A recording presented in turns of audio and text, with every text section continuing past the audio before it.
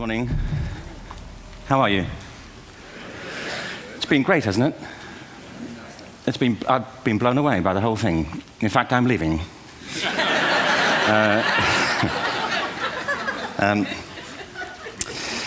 There have been three themes, haven't there, running through the conference, which are relevant to what I want to talk about. One is the extraordinary evidence of human creativity in all of the presentations that we've had and in all the people here. Just the variety of it and the range of it. The second is that it's put us in a place where we have no idea what's going to happen in terms of the future. No idea how this may play out. I have an interest in education. Actually, what I find is everybody has an interest in education. Don't you? I find this very interesting. If you're at a dinner party and you say you work in education, actually, you're not often at dinner parties, frankly, if you work in education. You're not asked, you know, and you're never asked back, curiously. That's I think it strikes me. But if you are, and you say to somebody, they say, what do you do? And you say, you work in education, you can see the blood run from their face. They think, oh my God, you know, why me? It's my one night out all week. But if you ask people about their education, they pin you to the wall. Because it's one of those things that goes deep with people. Am I right? Like religion and money and other things. So I have a big interest in education, and I think we all do. We have a huge vested interest in it, partly because it's education that's meant to take us into this future that we can't grasp. If you think of it, children starting school this year will be retiring in 2065. Nobody has a clue, despite all the expertise that's been on parade for the past 4 days, what the world will look like in 5 years' time. And yet we're meant to be educating them for it. So the unpredictability, I think, is extraordinary. And the third part of this is that we've all agreed, nonetheless, on the really extraordinary capacities that children have, their capacities for innovation. I mean, Serena last night was a marvel, wasn't she? Just seeing what she could do. And she's exceptional, but I think she's not, so to speak, exceptional in the whole of childhood. What you have there is a person of extraordinary dedication who found a talent. And my contention is all kids have tremendous talents, and we squander them pretty ruthlessly. So I want to talk about education, and I want to talk about creativity. My contention is that creativity now is as important in education as literacy, and we should treat it with the same status. Thank you.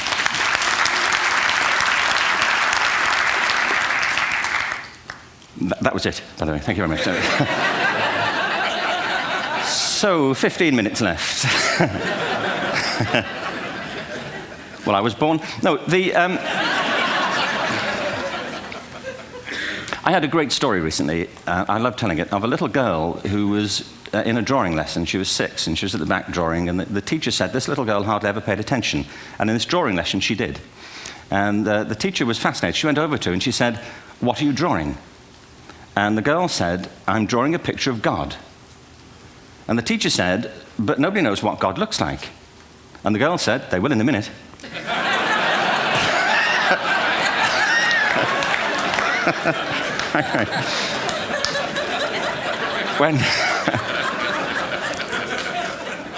When my son was 4 in England, actually he was 4 everywhere, to be honest. I mean, if we're being strict about it, wherever he went, he was 4 that year. But he was in the Nativity play. Do you remember the story? No, it was big. It was a big story. Mel Gibson did the sequel. You may have seen it. I don't know. It was Nativity 2. But James got the part of Joseph, which we were thrilled about. We consider this to be one of the lead parts. We had the place crammed full of agents and T-shirts. You know, James Robinson is Joseph. He didn't have to speak. But do you know the bit where the 3 kings come in? They come in bearing gifts, and they bring gold, frankincense, and myrrh. This really happened. We're sitting there, and they, I think, just went out of sequence. Because we talked to the little boy afterwards and said, you know, are you okay with that? And they said, yeah, why was that wrong? They just switched. I think that was it. Anyway, the 3 boys came in, little 4-year-olds with tea towels on their heads, and they put these boxes down. The first boy said, I bring you gold. And the second boy said, I bring you myrrh. And the third boy said, Frank sent this.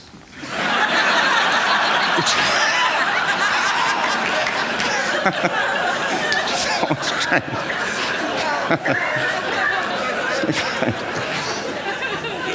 What these things have in common, you see, is that kids will take a chance. If they don't know, they'll have a go. Am I right? They're not frightened of being wrong. Now, I don't mean to say that being wrong is the same thing as being creative. What we do know is, if you're not prepared to be wrong, you'll never come up with anything original. If you're not prepared to be wrong.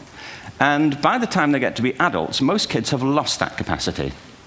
They have become frightened of being wrong. And we run our companies this, by the way. We stigmatize mistakes.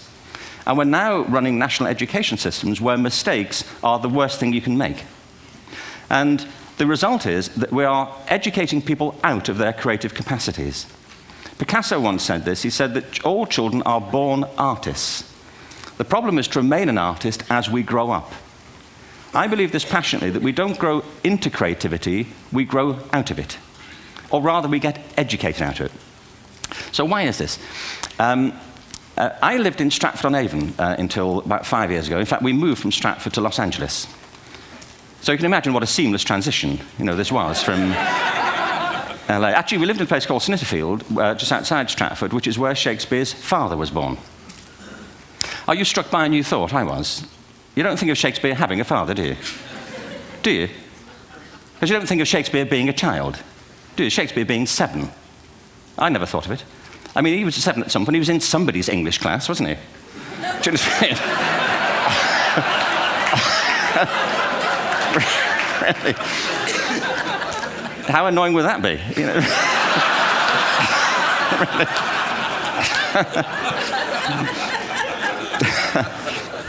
Must try harder. Being sent to bed by his dad to Shakespeare. Go to bed now, to William Shakespeare, and put the pencil down, and stop speaking like that. It's confusing everybody.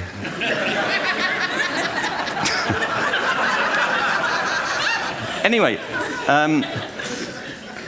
we moved from Stratford to Los Angeles, and I just want to say a word about the transition. Actually, my son didn't want to come. I've got 2 kids. He's 21 now, and my daughter's 16. He didn't want to come to Los Angeles. He loved it, but he had a girlfriend in England. This was the love of his life, Sarah. He'd known her for a month. Mind you, they'd had their 4th anniversary by then, because it's a long time when you're 16. Anyway, he was really upset on the plane. He said, "I'll never find another girl like Sarah." And we were rather pleased about that, frankly, because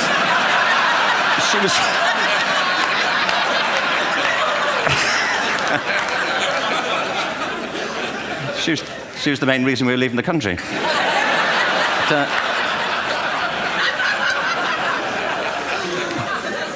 But something strikes you when you move to America and when you travel around the world. Every education system on Earth has the same hierarchy of subjects. Everyone, doesn't matter where you go. You think it would be otherwise, but it isn't. At the top are mathematics and languages, then the humanities, and at the bottom are the arts, everywhere on Earth. And in pretty much every system, too, there's a hierarchy within the arts. Art and music are normally given a higher status in schools than drama and dance. There isn't an education system on the planet that teaches dance every day to children the way we teach them mathematics. Why? Why not? I think this is rather important. I think maths is very important, but so is dance. Children dance all the time if they're allowed to. We all do. We all have bodies, don't we? Did I miss a meeting? I mean, I think...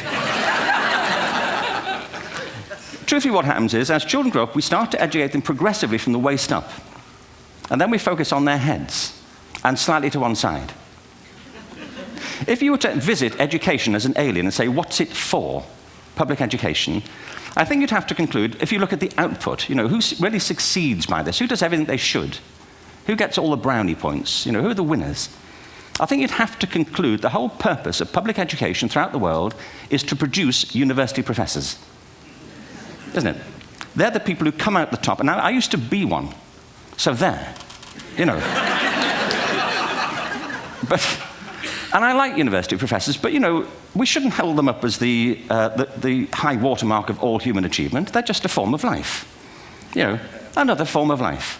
But they're rather curious, and I say this out of affection for them. There's something curious about professors. In my experience, not all of them, but typically, they live in their heads. They live up there, and slightly to one side. They're disembodied, in a kind of literal way. They look upon their body as a form of transport for their heads. It's... Don't they? It's a way of getting their head to meetings.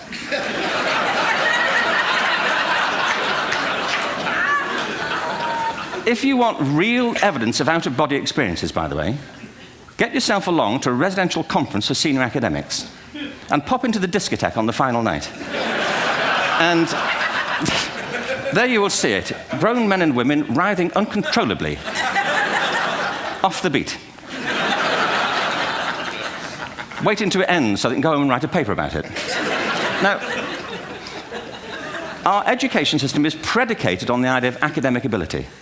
And there's a reason. The whole system was invented around the world. There were no public systems of education really before the 19th century. They all came into being to meet the needs of industrialism. So the hierarchy is rooted on two ideas. Number one, that the most useful subjects for work are at the top. So you were probably steered benignly away from things at school when you were a kid, things you liked, on the grounds you would never get a job doing that. Is that right? Don't do music, you're not going to be a musician. Don't do art, you won't be an artist. Benign advice, now profoundly mistaken. The whole world is engulfed in a revolution. And the second is academic ability, which has really come to dominate our view of intelligence because the universities designed the system in their image. If you think of it, the whole system of public education around the world is a protracted process of university entrance.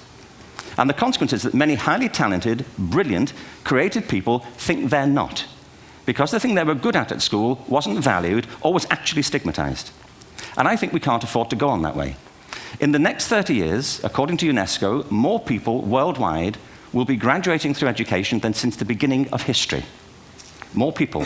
And it's the combination of all the things we've talked about, technology and its transformational effect on work, and demography and the huge explosion in population. Suddenly, degrees aren't worth anything. Isn't that true? When I was a student, if you had a degree, you had a job. If you didn't have a job, it's because you didn't want one. And I didn't want one, frankly. So, but now, kids with degrees are often heading home to carry on playing video games because you need an MA, where the previous job required a BA, and now you need a PhD for the other. It's a process of academic inflation, and it indicates the whole structure of education is shifting beneath our feet. We need to radically rethink our view of intelligence. We know three things about intelligence. One, it's diverse. We think about the world in all the ways that we experience it. We think visually, we think in sound, we think kinesthetically, we think in abstract terms, we think in movement. Secondly, intelligence is dynamic. If you look at the interactions of a human brain, as we heard yesterday from a number of presentations, intelligence is wonderfully interactive. The brain isn't divided into compartments. In fact, creativity, which I define as the process of having original ideas that have value, more often than not, comes about through the interaction of different disciplinary ways of seeing things. The brain is intentionally, by the way, there's a shaft of nerves that joins the two halves of the brain called the corpus callosum. It's thicker in women. Following on from Helen yesterday, I think this is probably why women are better at multitasking. Because you are. Aren't you? There's a raft of research, but I know it from my personal life. If my wife is cooking a meal at home, which is not often, thankfully, but if she's doing... No, she's good at some things. But if she's cooking, she's dealing with people on the phone, she's talking to the kids, she's painting the ceiling, she's doing open heart surgery over here. If I'm cooking, the door is shut, the kids are out, the phone's on the hook. If she comes in, I get annoyed. I say, Terry, please, I'm trying to fry an egg in here.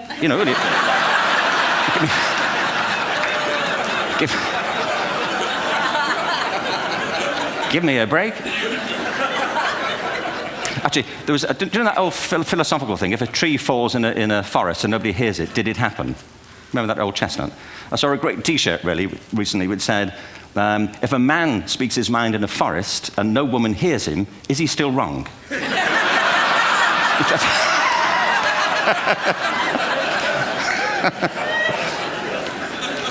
And the third thing about intelligence is it's distinct.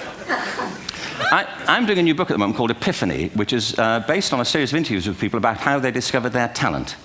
I'm fascinated by how people got to be there. It's really prompted by a conversation I had with a wonderful woman who most people have never heard of. She's called Gillian Lynn. Have you heard of her?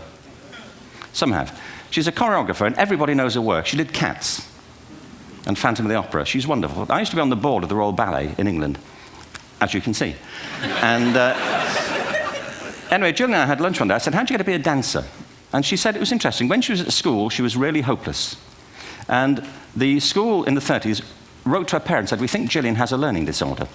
She couldn't concentrate, she was fidgeting. I think now they'd say she had ADHD. Wouldn't you? But this was the 1930s, and ADHD hadn't been invented, at this point, so it wasn't an available condition. People weren't aware they could have that. Anyway, she went to see this specialist. So this oak-panelled room, and she was there with her mother, and she was led and sat on this chair at the end, and she sat on her hands for 20 minutes while this man talked to her mother about all the problems Gillian was having at school. And at the end of it, because she was disturbing people, her homework was always late and so on, little kid of 8, in the end, the doctor went and sat next to Gillian and said, Gillian, I've listened to all these things that your mother's told me. I need to speak to her privately. So he said, wait here, we'll be back. We won't be very long. And they went and left her. But as they went out the room, he turned on the radio that was sitting on his desk. And when they got out the room, he said to her mother, just stand and watch her. And the minute they left the room, she said she was on her feet, moving to the music. And they watched for a few minutes, and he turned to her mother, and he said, Mrs. Lynn, Gillian isn't sick, she's a dancer. Take her to a dance school. I said, what happened? He said, she did. I can't tell you how wonderful it was. We walked in this room, and it was full of people like me. People who couldn't sit still. People who had to move to think. Who had to move to think. They did ballet, they did tap, they did jazz, they did modern, they did contemporary. She was eventually auditioned for the Royal Ballet School. She became a soloist. She had a wonderful career at the Royal Ballet. She eventually graduated from the Royal Ballet School, found her own company, the Gillian Dance Company, met Andrew Lloyd Webber. She's been responsible for some of the most successful musical theatre productions in history. She's given pleasure to millions, and she's a multi-millionaire. Somebody else might have put her on medication and told her to calm down. Now, I think...